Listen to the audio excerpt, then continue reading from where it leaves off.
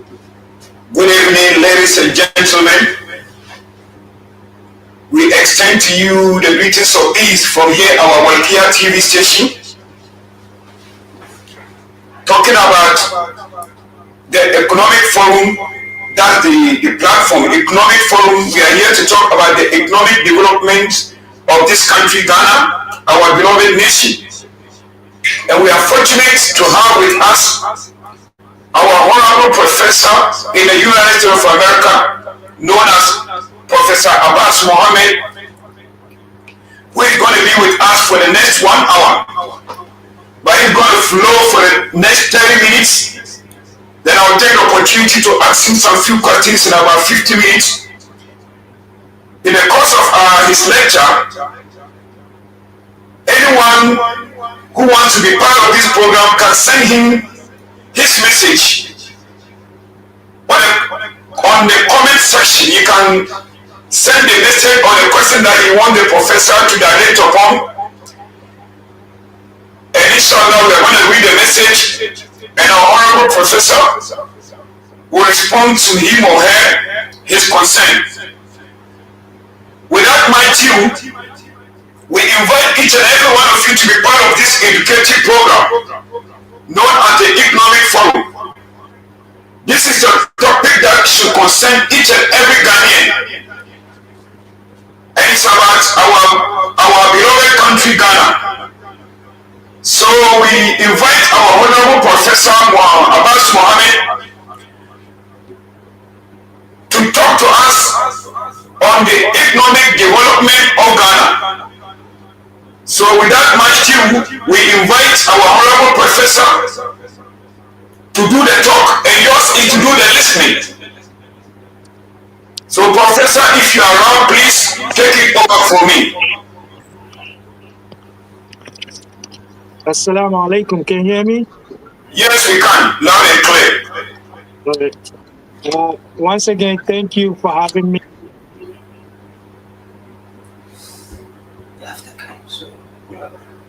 So a little bit of hindrance, but we apologize, but still you can continue to be with us, inshallah, meaning by God's permission. Everything is going to be in place, and then Professor will keep on talking whilst you do the listening. And it is about the economic situation of this country. As you know, the growth of every nation is based on its economic. And as far as we are Ghanaians, our professor is back, so please give us your ears. All right. Sorry about that. Once again, thank you for bringing me, and thank you for having me, Walkia TV. And to our listeners, I'm glad to be here. So today, I just want to draw our attention to what we have in the economy as far as the state of the economy is concerned. And what I'm going to do is to take us through the economy as far as what we should be looking for and what we should expect to come up when the president gets the opportunity on Thursday to give us the State of the Nation's address. But I always like to look around us and see what is it that's in the system that needs our attention. So as I navigate the uncertain times that we find ourselves, it is crucial that we understand the global and regional forces shaping our economy. From the international political shifts to domestic economic policies that we face. Each of these factors that I'm going to mention plays a role in determining Ghana's economic trajectory. So I want us to begin looking at the global landscape and the impact on our nation. So when you look globally, what we're witnessing today is a shift that has direct implication for Ghana. You all know what is happening in the United States. The intensification of the immigration deportation enforcement. That's right. This could lead to influx of Ghanaians coming home, which will also place additional strain on our already stressed social services and the job market. In Europe, if you're following the news around, particularly in Germany, you will realize the tilt or the shift towards nationalist governments. So this is happening in Europe as well. It's not only United States. We have a shift in policies towards nationalism. And this shift will also result in stricter immigration policies and reduced foreign aid, impacting our diaspora remittances. And the last time I took you through the impact of our influx of about $6.6 billion that we bring in as foreign Ghanaians abroad. So if these shifts continues the way it's going, it looks like everybody is tightening their belts as far as immigration is concerned, and that's going to have an impact in the economy. Another thing that I want us to look around is if you look at what is happening in Africa, also there's something that is happening if we're not aware, is the resurgence of the coup d'etats that we've seen. It's happening in Niger, Gabon, and Burkina Faso. These coups are not just political events. They're a reflection of the frustrations that people have within the democratic governance that we've seen. Economic hardships, corruption, and poor leadership. So Ghana is often hailed as a beacon of democracy in Africa, but it's not immune to these pressures. Our economic challenges is, if it's not addressed urgently, could lead to similar disillusionment. So this is critical that we talk about these issues. We bring an understanding to people to understand what it is that we're dealing with and how can we work together to find solutions. So now I'm gonna turn my attention to what is it that Ghana is dealing with, because you're gonna hear the president talk about these. But I want you to look at the situation that we have right now. All right. In any economic condition, we begin to look at the economy by looking at three key indicators. We look at what we call the real GDP growth, which would dictate where the economy is going and how we're gonna get there. So our economic growth so far has slowed down since 2022. All right. After COVID, with COVID, it just got worse. And now we're getting it back. But as of 2022, the growth was about 3% down from 5.4 in 2021. And the last data I have was the one from Ministry of Finance. So I don't want to use that because it's not verified and it's not dependable at this point in time. But we all can agree that there has been a slowdown, all right, which reflects the impact of global shocks, fiscal mismanagement, the corruption that we had in the previous administration, and the structural weakness we have in our systems.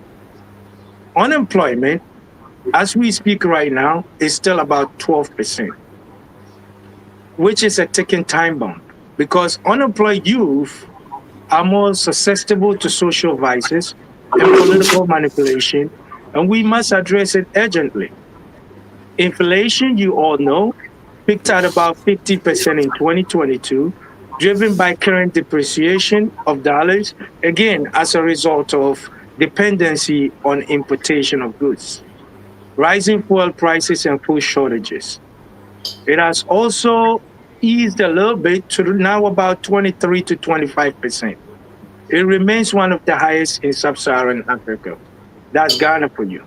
So that's your Ghana in a nutshell. But I'm going to deep down to show you what means to have all these numbers. Beyond the numbers, there are people. It's human life that's behind these numbers. So let's talk about the human impact. Let's talk about the rising cost of living in Ghana. Okay. All right. The rising cost of living is not just an economic issue. It's a matter of survival for millions of Ghanaians. So let me just give you a picture of what's going on. A loaf of bread in Ghana, for example, all right, which is a staple food for many households, now costs about 20 Ghana cedi. Meanwhile, the daily minimum wage in Ghana is 19 Ghana cedi. What does it mean? It means that a worker earning a minimum wage cannot even afford a loaf of bread after a full mm, day's work. So let that sink in. Fuel prices, on the other hand, has increased over 100% in the past 2 years. A liter of petrol now costs about 13 Ghana city, leading to a higher transportation cost, a ripple effect on the prices of goods and services. Food prices have also skyrocketed. A bag of rice that used to cost about 200 Ghana cedi now costs about 300 Ghana cedi. For many families, this is simply unaffordable. So sometimes I wonder how Ghanaians actually live their daily lives. How do you even afford a square meal, one square meal? So this is not just a social issue, it's an economic one. The high cost of living reduces the consumer spending, which in turn slows down the economic growth. Businesses are also having to feel the pinch as high input costs and reduced consumer demand will force many to cut jobs and shut down entirely. How many businesses do we not see close down? So we have to address this very critically. So now, if this is the picture that we have in the economy, what is the NDC government dealing with? All right, they're facing the lack of funds that we have in the system. It came into power with very ambitious policies in manifestos, all right, promising job creation, social programs, infrastructure development. But guess what? There's no funds. If mm. you read what happened last week, Joy News published this article about the fact that IMF and World Bank is capping the funding for Ghana to $250 million. That to me is mind boggling because $250 million is not going to take us anywhere. So the No, decision to cap $250 million, if we depend solely on international partners, is going to reflect the fact that they don't trust our system as far as fiscal discipline is concerned, because corruption is still here. In the that's last right. administration, we show them that we can manage our affairs. That will limit the government's ability to implement all these ambitious policies that he needed to do. That's right. So, what does it mean? If you have limited resources in economics, we say you have to make efficient use of the resources that you have. So that means they have to prioritize right. So what should be their focus? Their focus should be on job creation. So we have to focus on sectors with what we call higher multiplier effects, such as agriculture and agribusiness. Then we have to also look at the human side of things and target the most vulnerable populations to ensure maximum impact. Then on the infrastructure side, we have to prioritize projects that can attract private sector investment through public-private partnerships. So beyond the policies, the government must also earn the trust of Ghanaians. Because what we have to understand is that Ghanaians did not vote NDC out of trust, but rather out of better options, the lack of better options.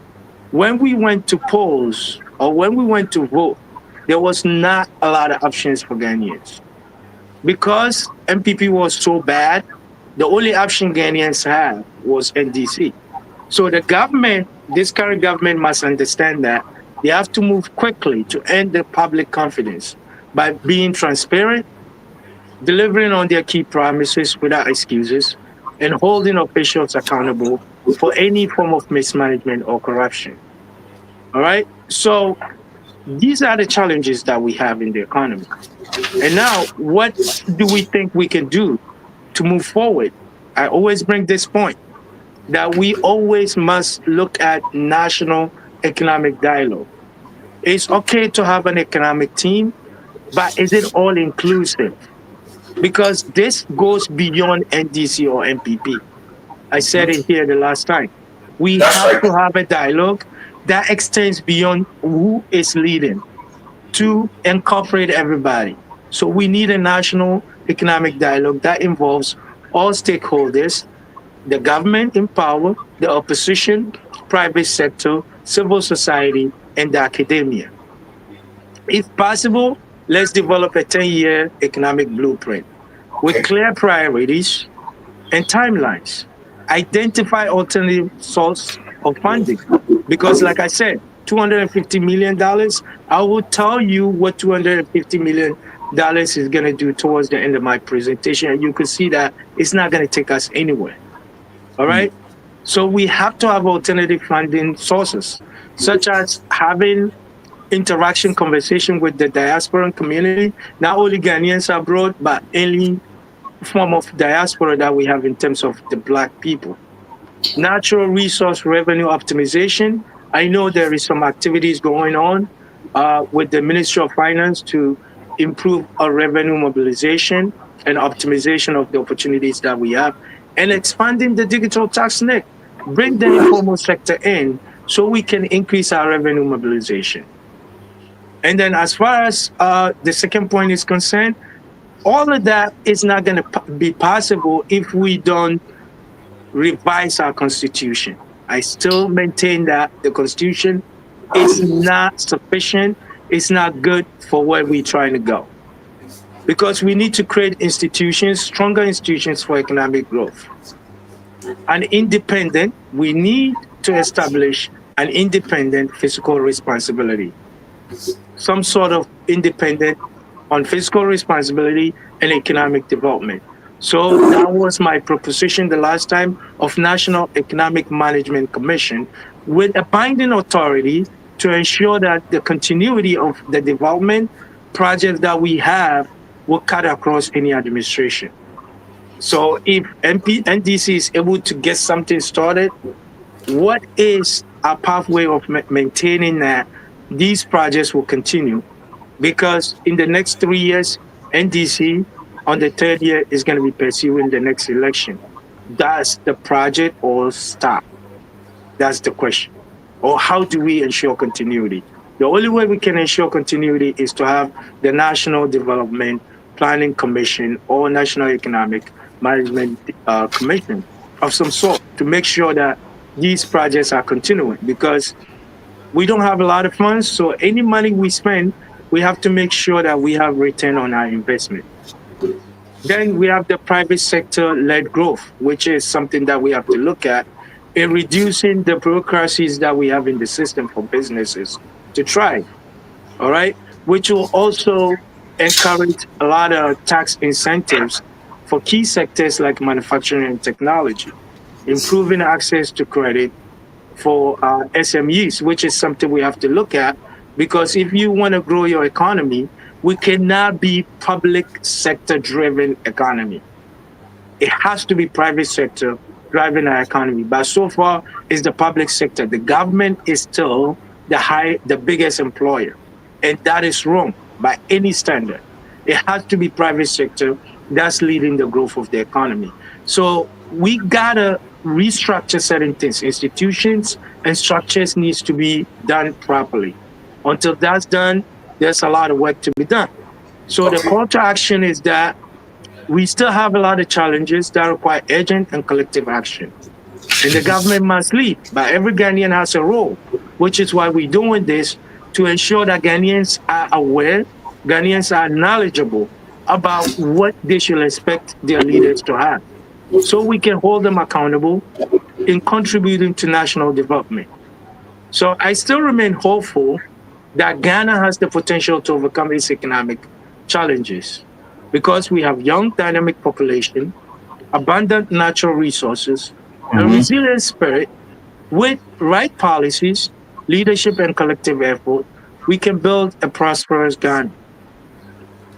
So for the government, for the NDC government, you were elected, like I said, not out of trust, but out of necessity and frustration.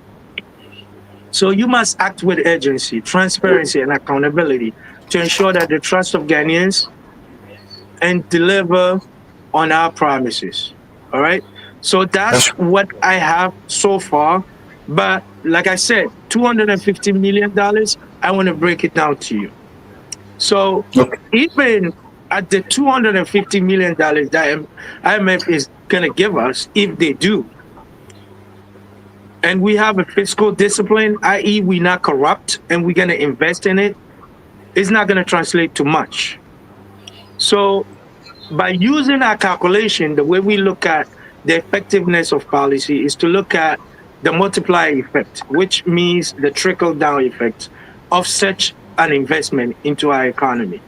So when you look at the trickling down effect, an economy like ours, all right, will only generate, all right, at $250 million, will translate into $450 million in GDP growth. $450 million in GDP growth is only going to estimate, according to 2023 data, because that's what we have, is going to include investment of about 0.5% in additional GDP growth. So less than 1% GDP growth.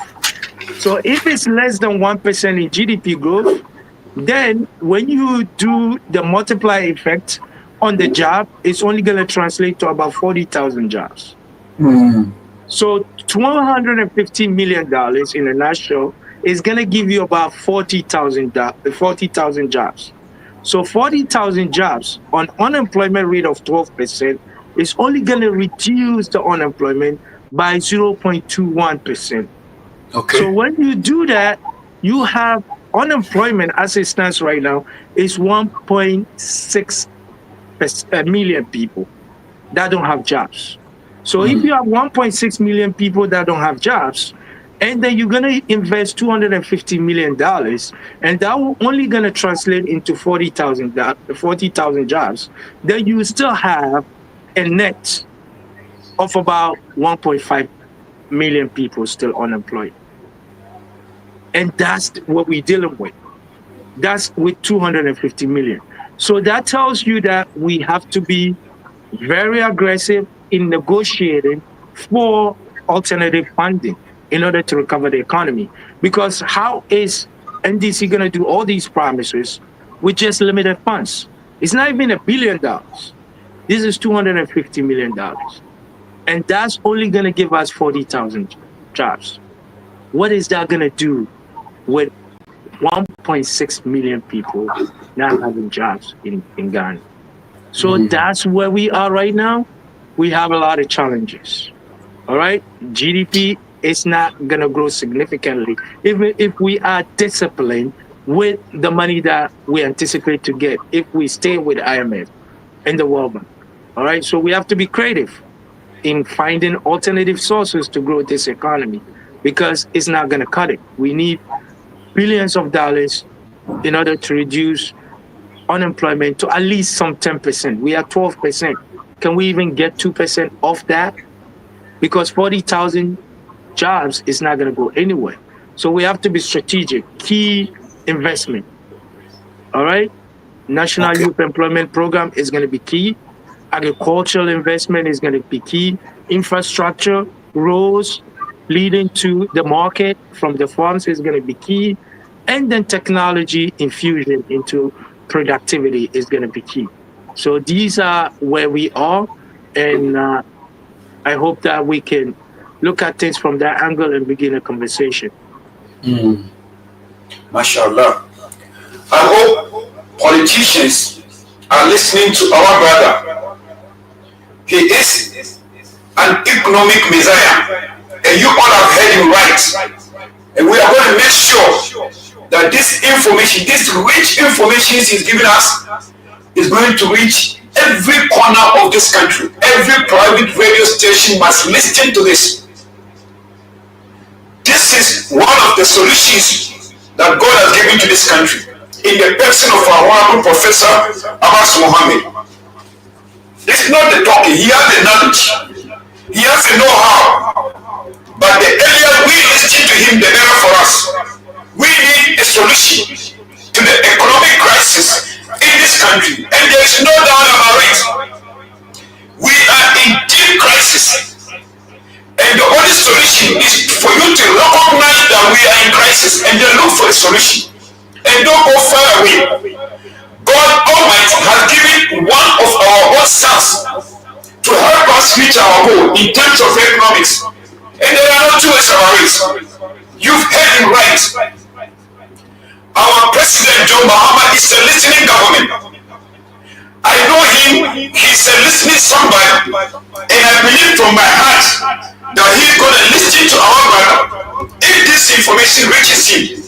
And I'm urging all the politicians, particularly the new government in power, to pay critical attention to what our brother is saying. The greatest nation on earth has recognized his potential, and we should be the first to admit that he is for us, he belongs to us. If another foreign country will recognize the potential of this brother, we are supposed to be the number one who should pay ears or give ears to what he is saying. I have a very important question that I want to ask you. But those who are watching us live on Facebook, please send in your messages and we are going to read it. If it is a question, please feel free to ask. Feel free to ask any question pertaining the economy of this country. There's a question. Please read it for me. Read it and let our professor. Yeah, there's a question from Al-Iman Initiative for Social Transformation. He's asking that how do Ghana's infrastructure projects such as road, energy, and telecommunications contribute to its economic development? All right. How do road infrastructure contribute to economic development? So, like I said, when we focus on our key priorities, the road and infrastructure, what it does is that's where the multiplier effect happens. What happens is that when you invest in those areas, especially if it's related to industries that we're talking about, which the focus right now must be on agribusiness, every person involved in the project, like roads, for example, is gonna activate employment. First for the contractors and what the opportunities is, which is getting goods to the market quickly when the roads are built. So it's as simple as that. That's the multiplier effect. Once we have roads, imagine roads connecting the farms to the market and to the industries if we have one. How the time that we save. So it increases productivity, it gets money in people's hands as quickly as possible, and that in turn comes back to overall GDP. Because the GDP is as simple as increasing the consumption, investment spending, and then the net export. So when you have all of that working, road forcing consumption to increase in that direction, it increases the GDP. And when GDP increases, it doesn't stop there. When GDP increases, it allows businesses to be able to make business investment faster, and be able to hire more people. And that's your unemployment reduction. That's why when I said we have to prioritize roads, highways, these are all key infrastructure development that we must invest in. And it comes back as a reward on the investment, on the growth of the economy in terms of the trickling down effect. That's what we call the multiplier effect. So roads and highways are necessary. If I would choose one thing to say we must focus on, that is it, other than electricity. That is number one thing we must focus on because that has a trickling down effect. Imagine the time savings from Accra to Kumasi. Instead of spending 4 hours, I drive from here to Dallas, and it's longer than going to Kumasi, but I do that in 4 hours, super highway. But if it's in Ghana, it will probably take me 12 hours for that distance, simply because the roads are not that good. Okay. So that is how infrastructure is going to help with the development of the economy, because then every activity involves in circulating goods and services moves faster, increased productivity will increase GDP growth. And increasing GDP growth reduces unemployment. MashaAllah. The question came from Imani Ghana, right? Al-Iman Initiative for Social Transformation. Al-Iman Initiative for Social Transformation, right? Yeah, there's another question. Okay. This is my question actually, Yusuf Adam. I was asking that is IMF genuinely helping the economies of developing nations like Ghana, or are its policies and programs more beneficial to developed countries and international creditors? The short answer is no. I won't even hesitate about that because history will tell you that it hasn't helped because we've been with them since independence. So 68 years we've been with IMF and World Bank. If the policies are really improving the economy, then we would have seen the transformation. I know they will argue that we don't have the discipline because we've shown them that we can be corrupt. Let's all admit we're not perfect. We corrupt as it is. But some of the sanctions and regulations, if you study Ghana's economy and you take some of the programs like structure adjustment program, where we stopped helping agriculture and now we importing our agricultural products. But before all these programs, we were feeding ourselves. But now we're not feeding ourselves because of the bottlenecks that they put on us and our requirement to service the debt. So all these conditions is not helping our growth because we need an investment that will be led by what we want. Let's say I want to build roads. That's what I'm taking the money for. Don't tell me that you have to do A, B, or C before I can give you the money. I want to be able to do what I want to do with less conditions. That's right. All right. So that is why I'm saying no. But their argument will be, are we disciplined enough? Yes, we're not. But at the same time, we haven't shown them. That's why we have to restructure ourselves in a way that we could show them we're serious in order to negotiate better terms. Because in the U.S., when U.S. funds their activities, they go into debt. But guess what? U.S. debt is not expected to be paid back. That's right. That's why we are U.S. U.S. don't pay their debt back. They service the debt. Servicing the debt is different from paying the debt. That's right. So we don't pay the debt back. So we keep accumulating trillions of dollars to fund projects to get the economy out of trouble.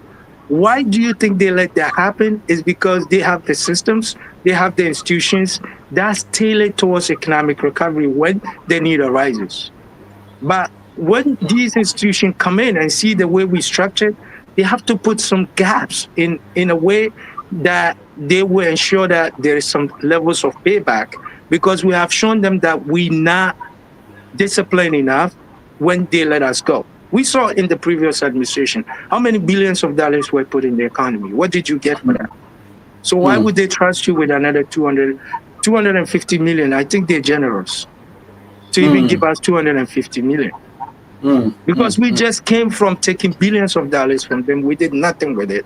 Exactly. Why would they give you another $1 billion? So they're generous. So that's why we have to fix our mess before we bring anybody in. That's Until right. we can sit on the table and be honest with each other, then we're not going to go anywhere. But the short answer is no. But if we want to change those relationships, we can. That's right. When we show them that we're serious about where we want to go, and we will call the shots. We can even ask for forgiveness of our debt, but we have to show seriousness.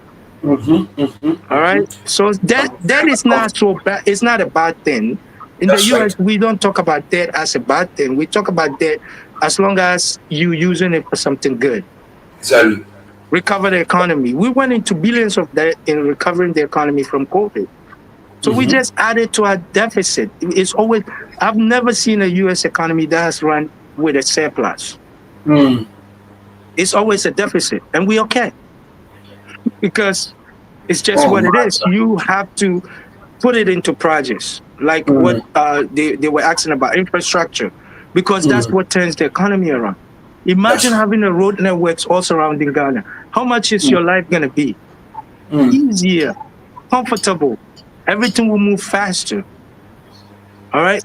And in the process, you would have hired thousands of people just through those projects. But always ends up in people's pockets. So why would they trust you to even be able to do a good job?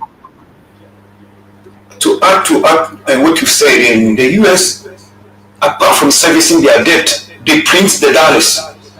But we have to look for foreign exchange to pay for our debt. Now, if there is any more, okay, then I want to ask this question, please. You made mention of unemployment. So, in ADC left power, job unemployment was 8.4% in 2017. Mm-hmm. 20 figures is about 1.2 million. Mm. Today it's about 2.1 million people unemployed. Mm.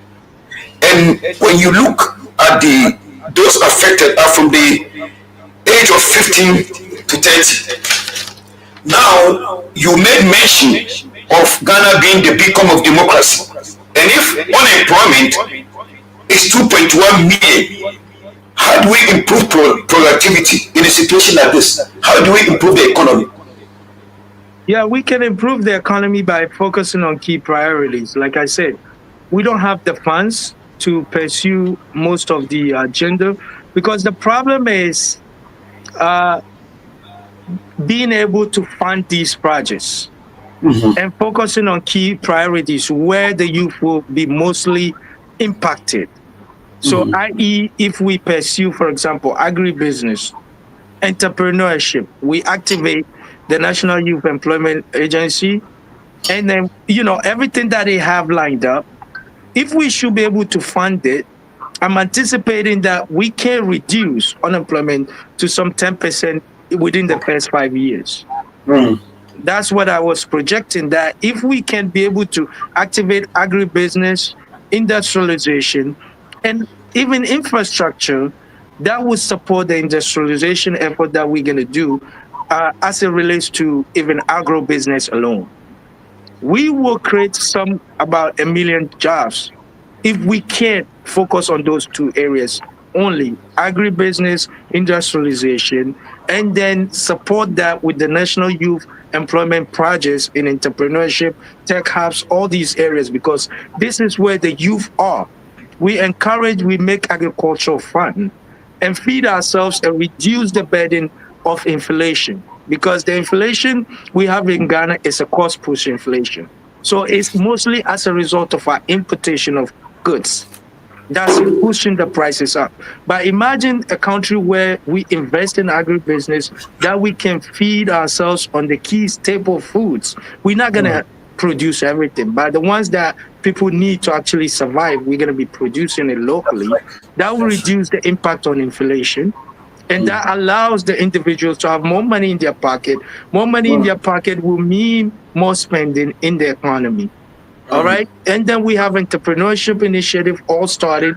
All these are youth employment going on. Then we have to have some grants or allow capital to flow. The problem with Ghana is Ghana right now has interest rate of about 20% or more.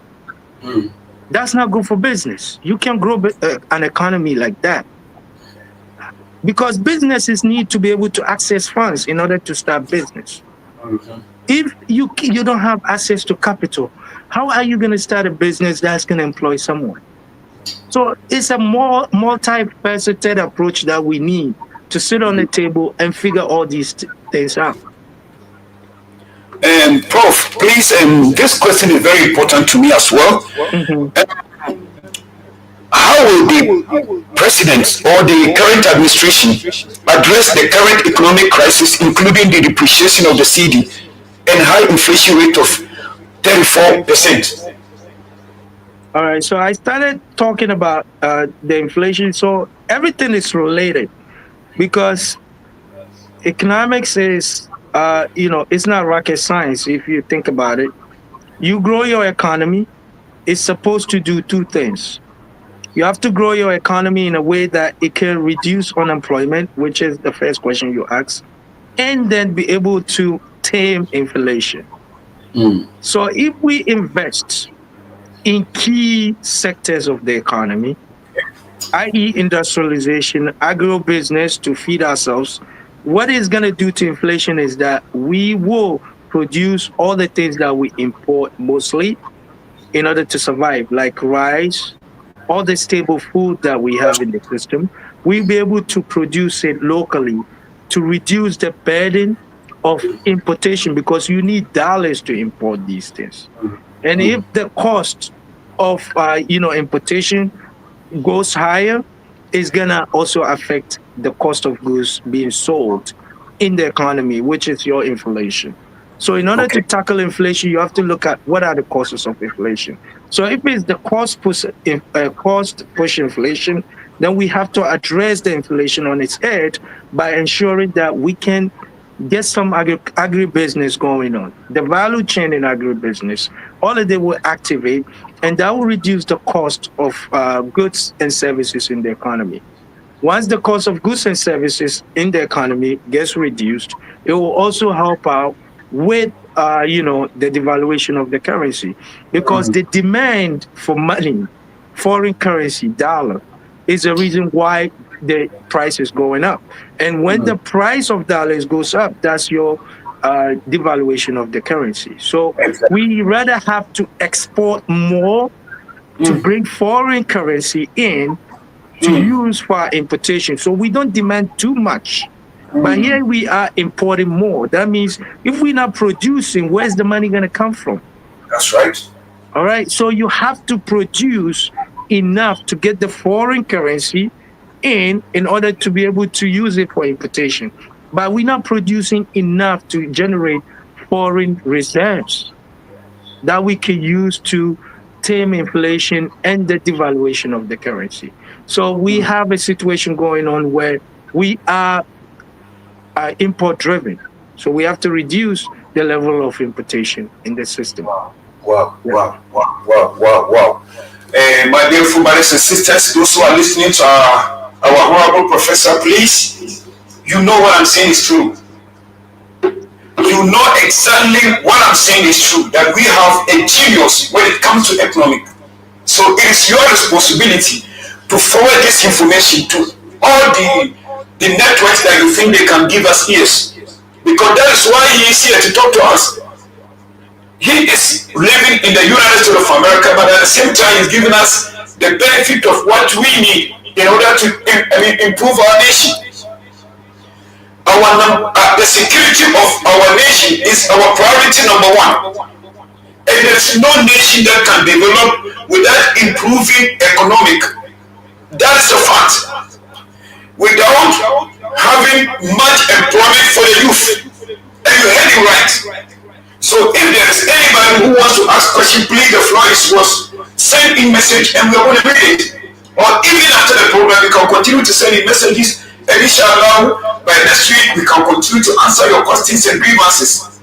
But still, since we have a lot of time, like more than I think about 10 to 40 minutes or 15 minutes per se at least, and we're going to use the next 10 minutes to ask a few questions and then use the remaining 5 minutes to speak to our people in the local dialect. As you know, there are some of our people who don't understand the English language. We are doing the English language because it is the lingua franca. Everywhere you go, English is accepted. So majority of our people in Ghana understand the English language, but not all of them understand the Hausa. He's going to speak in Hausa language for the next 5 minutes for the people who are not accustomed to the English language to also benefit from what he's saying. It's a rich information he's giving us. I will ask the next question. Since our professor is still with us,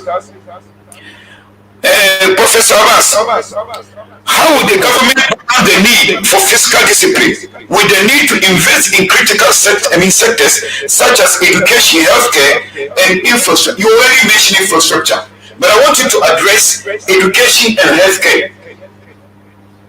All right. So infrastructure and education and healthcare, is that a question? That's right. Yeah. So the discipline that we need will come in the institutions that we establish. Because as you know, the institutions that we're looking at is institutions that have been with us for some time. And I believe in order to have a physical discipline, we have to restructure certain things in terms of the systems. And now we're in a good time where there is a lot of technology. So if we can eliminate the waste in the system in terms of how we do things by incorporating infusion, innovation, and technology, i.e., having a system that allows us to be able to take advantage of the existing technology to deliver in healthcare, all right, and then even You say you say healthcare and education and That's right. education. All right. Yes. So education and healthcare can be improved if we can, for sure, be disciplined enough in terms of the resources we have. Mm, Education, we have to look at the nature of education we deliver right now. The world mm, is changing so rapidly. that's All right. right. So, Mm, is the system we have right now really functioning? Is it tailored towards the industry? mm-hmm, All right. So, we have to start from industry leading education. That's what we have here. Like in the college I'm working right now, it's mm, industry led education. So what we do is we sit with the industry leaders to develop our curriculum. So a mm, student coming from your system is tailored to work in the industry by year mm, two. mm, We don't focus on 4 year education that much anymore. And that's where the government is going right now in the US, where they're funding a lot of the 2 year colleges, what we call the community colleges, because they're industry led education. So that's something we can look at. So we cut the time of people spending years and years of education in college, except those who wants to be in the academia. Yes, you need a lot of education before you'll be able to be an academic or a professor, whatever you decide to do. But as far as industry is going, if we do the first few steps of industrialization, we industrialize the economy, then the education will have to support that industry. But right now, our education has no relationship with the industries that we have. mm, So that's number one. In terms of healthcare, we can do a lot of innovations in the healthcare. All mm-hmm, right. In terms of how we infuse technology to make sure that we have a system that's structured, number one, to ensure that we have primary care, preventative medicine. We don't have that in Ghana. We don't have a system that's tailored towards ensuring preventative medicine. So if we can look at how we can structure a national health insurance scheme, we can look at it in a way that we can infuse a system where we parent, every single citizen with some levels of primary care attention by doctors. And then the number two is to look at even the penetration. How many people are in the system as far as national health insurance is concerned? mm, What about the people in the villages? Have we been able to get to them? mm, Even if we get to them with the policy, do we have the facilities to support it? So that's another infrastructure issue that we have to deal with. So there's mm, a lot of things that we need to work on when we have the right institutions and the right mm. people in place to actually get us there. So education Okay. would need to be relooked, definitely. It's not everything that's 4 year needed. Mm, Technical vocational education needs to be ramped up in this current economic that we have with the technology rapidly growing, AI everywhere. So we have to make sure that we meet the needs of today in terms of what kind of education we give our kids. mm. And then number two, we have to make Yeah. sure that healthcare is accessible to everyone, the Okay. hospitals, Okay. and then the penetration of insurance scheme. Mm. Prof, you made mention of 10 years economic plan. You know, Hmm. presentation you made mention of 10 years economic plan. And I could remember, in the day during days of Jenny Rawlings, he had a 20 years economic development plan. Along the way, it was put aside. Now, you mentioned this 10-year economic plan. Should it be a blueprint? And also, I want you to answer these questions before because we don't have a lot of time. You also made mention of the revision of the constitution, you know, and also you said we should have a stronger institution for economic growth. Again, National Economic Development Authority. How urgent do you think we should institutionalize this? Because the government has only 4 years. We are going for a new election. So should that be a blueprint for the nation that even if there is going to be a change of government, that process should continue. Otherwise, we will remain stagnant. I want your view on this. How immediate do you think we should reverse this constitution? All right. So if I should use the US term, I would say this is a 911. That's the only way we can change from what we've been doing. 60, 80 years we've been doing the same thing with 1992 democracy, 32 years or 30 years, 33 years. We are dealing with a constitution that sets the stage for us to evolve as people. And for 33 years, we have nothing to show for it. That's right. So this, to me, is the number one thing that anybody who really means well should be doing. Can we revise the Constitution in a way that we have the National Economic Management Commission, whatever you call it, authority, planning commission, whatever, independent from the politics of the day. So should we go in 3 years to election? These people are not affected. They continue to work on the projects that we started. Remember, we don't have a lot of funds. That's right. All right. Even if we get $1 billion is only going to translate to less than 1 million jobs. So there's a lot of challenges we have. We have 12% unemployment. This is 1.6 million people that don't have jobs. How can we close the gap working the same way as usual? So what I can guarantee you is the alternative is worse.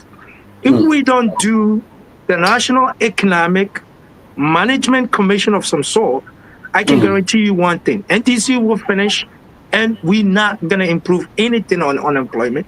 We're only going to still be living with $1 million people not employed because he can't do much given the time he has in 4 years. Because as you can see, the trickling down effect takes time. We have what we call lags in economic development. When you institute something or something, it takes time for it to get down to the people, for the people to get affected. So that alone is 3 different levels of lags that we're going to deal with, which will extend to a year or 2. Everything we did, the Biden administration did, we're beginning to feel the impact. Our economic numbers are improving now in the US, but it was done by Biden. So that's how economics work. It's not going to be you do this, tomorrow you see this. No, it takes time. So how do we ensure continuity in everything that NDC is going to do today? One way you can ensure that is to have a mandated constitution that allows these individuals to continue to work regardless of who is in power. So my suggestion is that we have to have an independent economic management commission whose term cut across political changes. If politics is 4 years, do them 7, 9. Let them work. And then amongst themselves, they will change who leads. Let's not get politics involved. Yes, the government will have a seat on the table in terms of priorities that he thinks their focus should be on, but that's a discussion. That's what we have in the US. Trump can suggest what he wants to do, but the Federal Reserve is going to guide him to what is right because they're looking at the numbers. Today in class, we look at unemployment is at 4%. That's the kind of unemployment we want to have. Not 10, not 12. Wow. Can we achieve that? And who are the people who guided the economy to 4% unemployment? It's the Federal Reserve, not the politics. So that's more than 911. It's like emergency as far as I'm concerned, because I don't see any way out. We've done this for 32 years. NTC has been here, MPP has been here. So what is going to change if we don't change the structures? And the only way you can change the structure is to change the constitution to allow you get the right structures in place. It's unfortunate we don't have a lot of time. I'm enjoying this conversation, honestly. Yusuf, what about you? It's a good show. Talk to us. How do you know? Yeah, it's very insightful and educative show, and we are urging everyone to share and like and also leave their comments. Professor, you've made my day. Honestly, I'm enjoying this conversation. Seriously. I mean, I wish the time would reverse back, but there's nothing we can do about it. So, my brothers and my sisters, sympathizers of Walkia TV, it is up to you. If you have Ghana at heart, please share this program. Let it go anywhere that you think will also benefit. Let the whole world, particularly in our country, let them come to know that God has given us our own. He is called Professor Abbas Mohammed. Don't forget, it's also from the Zongos. Knowledge belongs to Allah. He gives it whosoever He pleases. And we thank Allah over and over again that we have solution to the dilemma that this country is facing in terms of economics. We thank you, Allah. We thank you over and over again for the life of our honorable Professor Abbas. And we are going to continue. Next week, same time, we are going to continue and we are going to entertain you with a lot of knowledge when it comes to economics.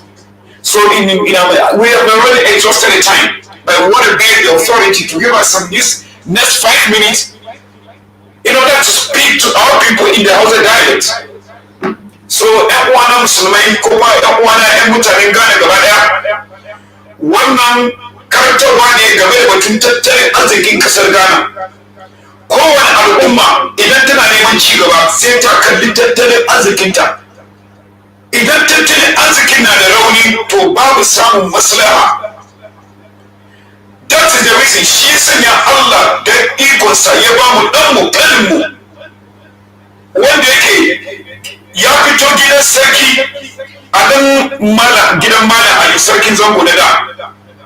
Kawunsa ne, ɗanmu ne, wato babu da abin da za mu yi ma Allah sai dai mu mai godiya da ya ba mu Malam Professor Abbas. Shi yasa ina so in mika mai abun magana ko da yake ba mu da lokaci da yawa. Zai ɗaya muna magana cikin minti 2 ko zuwa 3. Lokacin mu ya wuce amma muna neman wasu management su ƙara muna ɗan minti 5 kyauta saboda mu ma musulman mu amin Hausawa mu ai ba kawai ba Haushi bane musulmi. Akwai Hausawa da ba musulmai ba amma saboda ku ne za mu rike ɗan minti 5 kuma ku ɗan amfana akan ababen da ya faɗi game da batun tattalin arzikin ƙasar Ghana. Kuma wannan ba shi ne ƙarshe ba, za mu ci gaba. Shi yasa wanda bai samu damar saurare mu ba yau to insha Allah ya tare mu ranar Litinin mai zuwa daga karfe 6 zuwa karfe 7 insha Allah za mu sake dawowa da Professor Abbas kuma za mu ci gaba har wato wa'anda kasar ke hannunsu su fahimci cewa muna da wani sai su jawo shi ma ɗan gwargwadon da ya taimaka kasar ya zama mu ma mu samu da muke so a daina fita kasashen waje ana wahala fargaba da sauransu. Idan kasar mu ya gyaru, idan Allah zai maka arziki a kasar ka ya fiye maka kasar wani. Shi sa dukan mu idan mun damu da Ghana to kamata ya yi mu saurari abin da ɗan uwa muke faɗi. Shi sa Malam Professor Abbas da Allah idan ƴan uwanka magana a cikin Hausa su fahimci me kake faɗa. Bismillah. Assalamu alaikum masu sauraren mu, to muna muku barka da yau, barka da wannan lokaci. A takaice da abin da muka tattauna ne shine ina za mu abin nan dauki tattalin arzikin don Allah da ranar Alhamis shugaban kasa ya zo yi bayanin ababen da yake tare da shi game da alkawalin da ya yi da yadda zai cika wayannan alkawalin. To abin da muka dago ne shine kusa ce challenges da ke cikin system mafi muhimmanci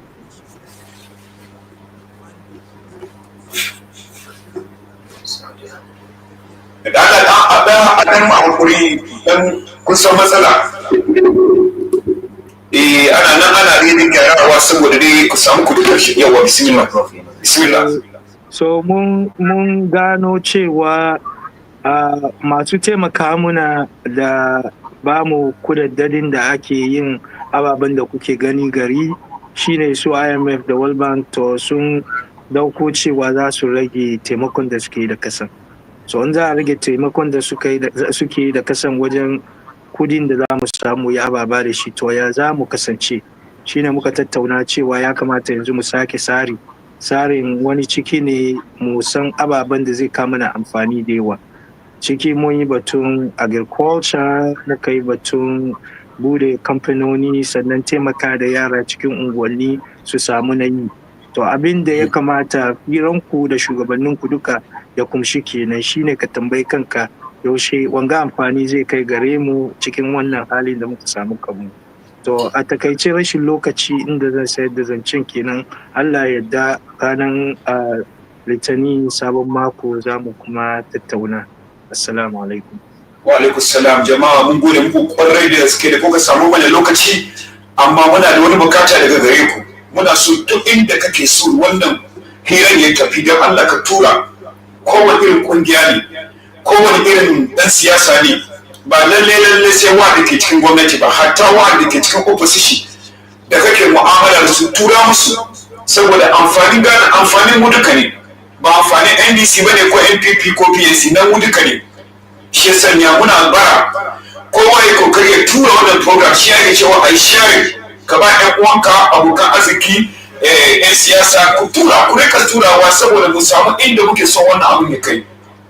Mun gode muku kwarai to those who don't understand the Hausa language. I encourage you to forward this information to all those who you think will benefit from the teaching that we've received from our brother, the Honorable Professor Abbas Mohammed from the United States of America. It's a very educative and exciting program. I really enjoyed it, and I wish God was best, but there's nothing we can do. This is where time will permit us to put a full stop to this conversation, but inshallah, by God's permission, next week, the same time, we're going to proceed from there, and then we'll give you much more elaborated, analysis on our economy. And inshallah, by that time too, we might have heard the president on his inaugural State of the Nation's address. And from there, we'll pick up one or two issues and then come and talk about it. But we're always encouraging you, Mondays, please don't miss this educative program. Don't miss it at all. Make sure by that time you'll be available in order to enjoy the analysis given to us by our brother, the Honorable Professor Abbas Mohammed, the economics in the United States of America. May Allah bless you. We thank you so much. May Allah bless you. Until we meet next time, peace be unto you. Assalamu alaikum. Wa alaikum salam wa rahmatullah.